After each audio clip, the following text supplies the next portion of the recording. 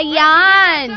Oy! Teka lang. Bak- May babati sa'yo, may babati sa'yo. Sino? Okay, 1, 2, 3, go! Ay! Tara! I love you! Ay, baliktad! Baligtad yun dapat muha chup-chup yun. Ito talaga kahit alam ko na kung sino may kasalanan dyan. 1, 2, 3, go! Chip! Ang bongga! Merong ganung pagbati. Thank you so much sa mga ka-MU natin at maraming salamat of course kay Martin at sa babe kong si Tuti. Babe talaga. Anyway, oy! May sinasabi ba siya? Anyway, eto na nga, nagbabalik na nga po ang nag-iisang Diyos sa balat ng radyo na nasunog sa arawan. Dahil nga, Diyos ko, umouting kami ng bongga kasama ang buong tambayan DJs sa Subic. Ganun na rin yung mga friends natin, mga katrabaho natin sa DZMM Teleradyo. Kaya wag po kayong magtaka kung bakit sunog na sunog ako ngayong madaling araw ng Tuesday. Pero ituloy pa rin natin ang pagbibigay ng top 5 songs ng Tambayan 101.9 of course.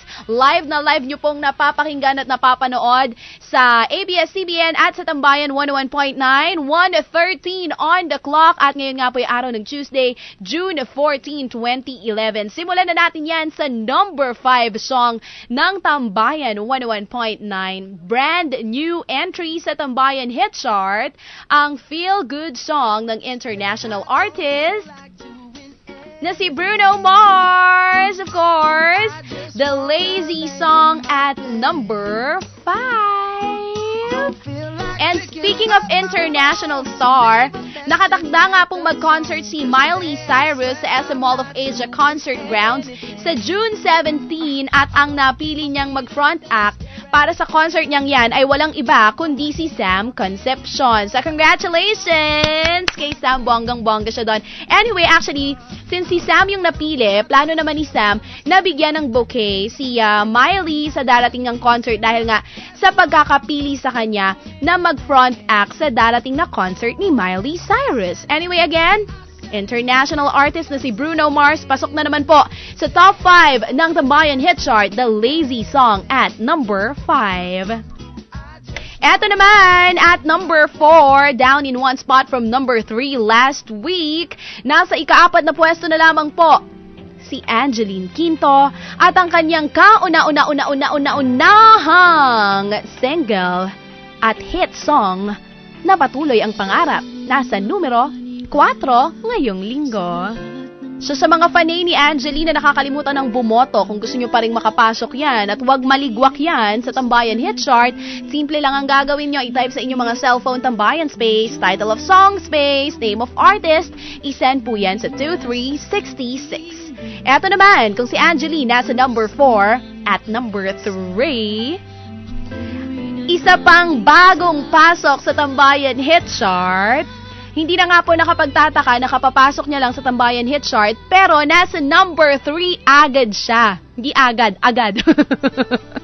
Yes, nasa number 3 agad nga po si popstar Princess Sarah Geronimo with Kung Siya Ang Mahal at number 3. Speaking of third spot, dahil nga nasa third spot si Sarah G with Kung Siya Ang Mahal, eto na nga, pinapurihan naman ni US pop diva Lady Gaga ang mga kabilang sa hindi third spot, kundi third sex sa buong mundo bilang Revolutionaries of Love sa kanyang speech sa taunang European Gay Pride na ginanap sa Rome. Actually, nananawagan si Lady Gaga. Alam na naman natin si Lady Gaga, talagang pinagtatanggol niya ang mga kabilang sa third sex. At dun sa speech niya sa Rome, nanawagan siya para sa pantay-pantay na pagtingin na sa mga same-sex couples na kadalasang of course napagkakaitan ng pag-ibig bukod pa sa diskriminasyong nararanasan ng mga kabilang sa third sex. So ayan nga, dahil may third sex, pinagtatanggol siya ni Lady Gaga. Eto naman, nasa third spot, Sarah Geronimo with Kung Siya Ang Mahal at number 3 sa Tambayan Hit Chart. And eto, still at number 2 at 2 weeks na rin po sa number 2. 2 linggo na nga nakatambay. Sa ikalawang pwesto, walang iba kundi ang rendition ni Papa Jovet Baldivino ng Mula sa Puso. Nasa numero 2. And speaking of Mula sa Puso, Lagi nyo pong abangan yan. Napapanood nyo po yan sa ABS-CBN bago mag-TV Patrol. Nakakatuwa yung storya. Kasi 'di ba, ako lagi ko inaabangan yan. Akala natin tapos na ang kasamaan nitong si Selena na ginagampanan ni Miss Yula Valdez. Pero hindi pa pala kasi on the day ng kasal ni na Magda at ni Fernando, at kabisado ko talaga ang mga characters. Correct? 'Di ba? Pinakidnap niya sino to? Si Gabriel, tsaka si Via. So, lagi niyo pong abangan yan. Lagi kayong tumutok. Mas painit ng painit ang mga nangyayari sa teleseryeng Mula sa Puso. Parang si Jovit Baldivino, painit na painit din ang posisyon sa top 2 ng Tambayan Hit Chart ngayong linggo. At kung si Jovit nasa number 2, alam na natin kung sino pa rin ang nagre-reina, ang bumubongga sa top spot ng Tambayan Hit Chart. Kung ang Mula sa Puso nga, 2 weeks sa number 2, 2 weeks na rin po sa number 1, ang Chabacano song ng Maldita na Porke, still reigning at number 1. Congratulations! Correct. Kung gusto nyo mapanatili yung mga paborito nyong awitin sa Tambayan Hit Chart, again, simple lang ang gagawin. Tambayan space, title of song space, name of artist, isend nyo po yan sa 2366. Parang yung song ko, huwag nyong kalimutang iboto. Tambayan space, Momo Chup Chup space, Cha-Cha, isend nyo po yan sa 2366. Anyway, eto may nagpapabate, welcome home daw kay Laureline of Norway. At pakisabi, okay. So, dalawa sila. Si Sam Concepcion and si Elmo Magalona ang mag-front act sa concert ni Miley Cyrus. Eto, meron kami na pala... ito. Inaabot sa akin ni Jack Mello, plaque of recognition and commendation para sa pagsuporta ng Tambayan 101.9 sa original Pinoy music na ginanap noong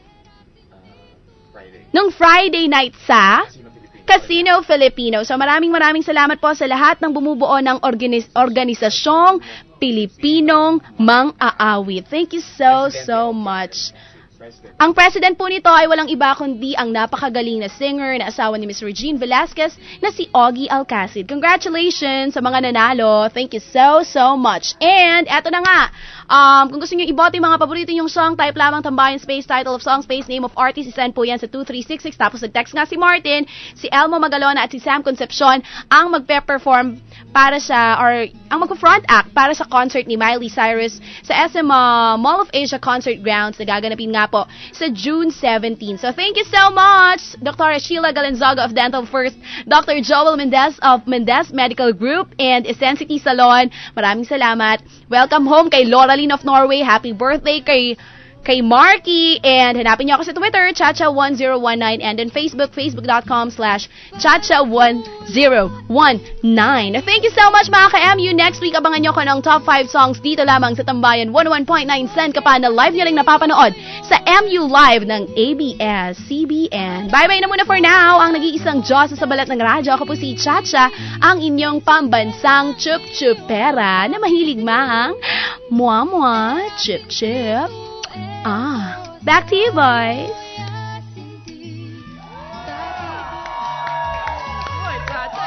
Grabe. Maganda siya ng maganda eh. Every time ay... Ikaw bro ha?